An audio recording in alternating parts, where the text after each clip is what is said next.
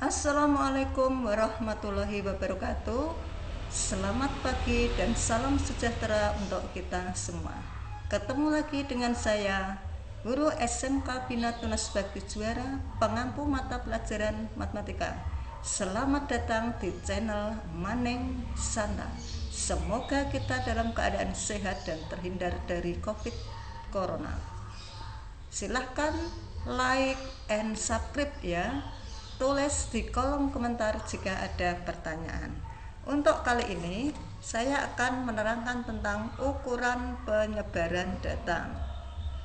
Ukuran penyebaran data adalah suatu ukuran yang menyatakan seberapa besar nilai-nilai data berbeda atau bervariasi dengan nilai ukuran pusatnya atau seberapa besar penyimpangan nilai-nilai data dengan nilai pusatnya.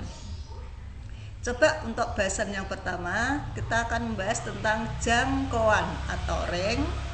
Apa yang dimaksud dengan jangkauan? Jangkauan adalah selisih antara nilai maksimum dan nilai minimum yang terdapat dalam data. Sehingga untuk mencari jangkauan dapat dihitung dengan rumus R sama dengan X maksimal dikurangi X minimal. Ada contohnya, tentukan range dari data 10, 6, 8, 2, 4. R sama dengan X max dikurangi X min.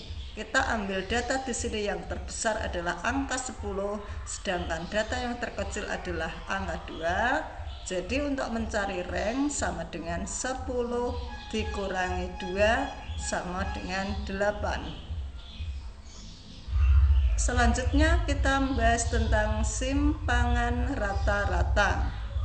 Simpangan rata-rata dari sekumpulan bilangan adalah nilai rata-rata hitung harga mutlak simpangan-simpangannya.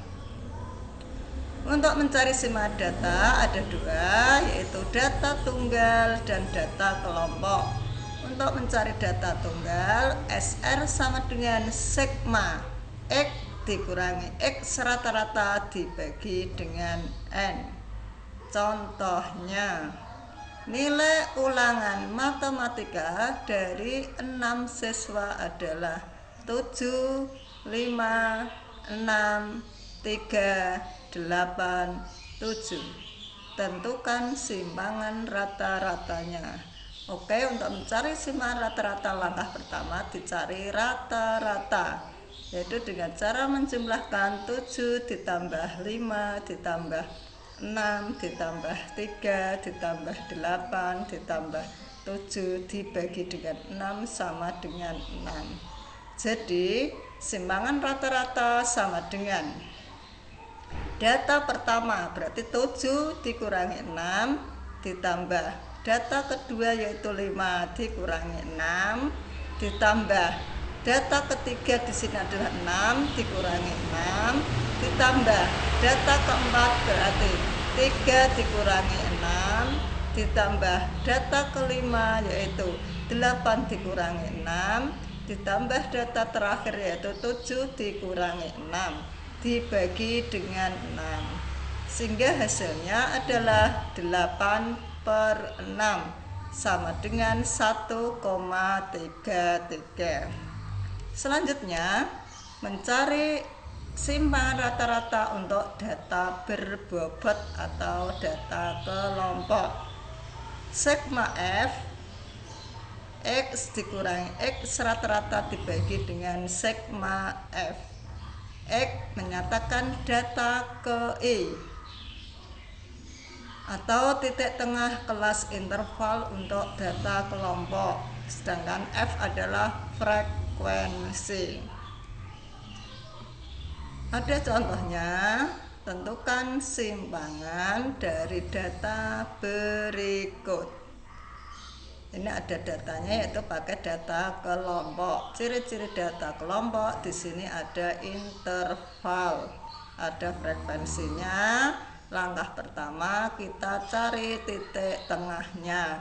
4 dari titik tengah antara 3 sampai 5. Kemudian Fx berarti F dikalikan 4 hasilnya 8. X dikurangi X rata-rata, dimana untuk mencari X rata-rata yaitu dengan cara di sini sudah ada jumlah sigma Fx dibagi 20 sehingga hasilnya adalah 9,7.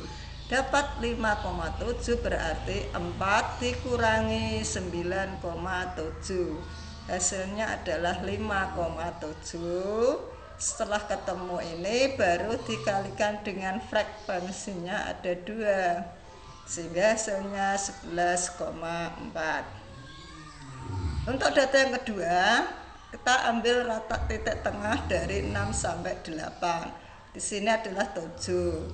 F kali X berarti 4 kali 7. 2,7 berarti kita cari dulu X-nya di sini ada 7 dikurangi 9,7 hasilnya adalah 2,7.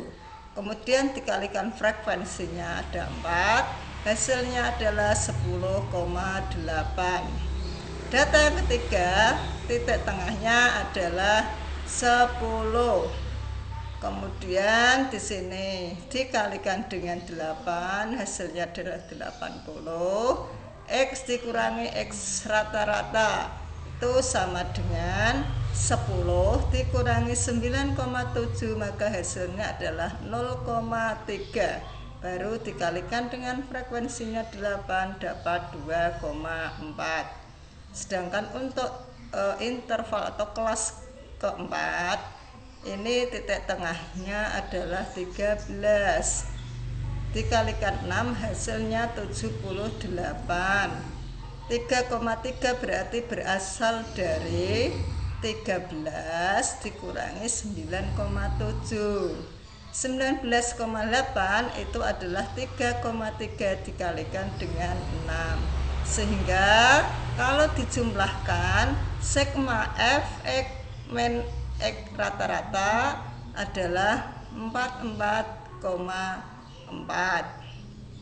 Jadi untuk menghitung simpangan rata-ratanya 194 dibagi frekuensi ada 9,7. Sigma F kali X min X rata-rata sama dengan 44,4 dibagi 20 hasilnya adalah 2,22. Oke anak-anak ya, jika nanti ada pertanyaan yang sekiranya belum jelas maka bisa ditulis di kolom komentar. Materi selanjutnya adalah simpangan standar atau standar deviasi. Simpangan standar dari sekumpulan bilangan adalah akar dari jumlah deviasi kuadrat dari bilangan-bilangan tersebut dibagi dengan banyaknya bilangan atau akar dari rata-rata deviasi kuadrat. Untuk standar deviasi maka bisa dirumuskan sebagai berikut, ada 2. Yang pertama adalah jika datanya tunggal maka S sama dengan akar dari sigma data ke I dikurangi rata-rata dikuadratkan dibagi N. Atau di bawah ini bisa kalian baca sendiri. Ada contoh soalnya. Tentukan simpangan baku dari data 2, 3, 5, 8, 7. Langkah pertama dicari rata-ratanya. Untuk mencari rata-rata yaitu dengan cara menjumlahkan angka 2 ditambah 3 ditambah 5 ditambah 8 ditambah 7 dibagi banyaknya data hasilnya ada 5. Kalau sudah ketemu rata-ratanya coba diingat-ingat ini rata-ratanya ada 5 ya.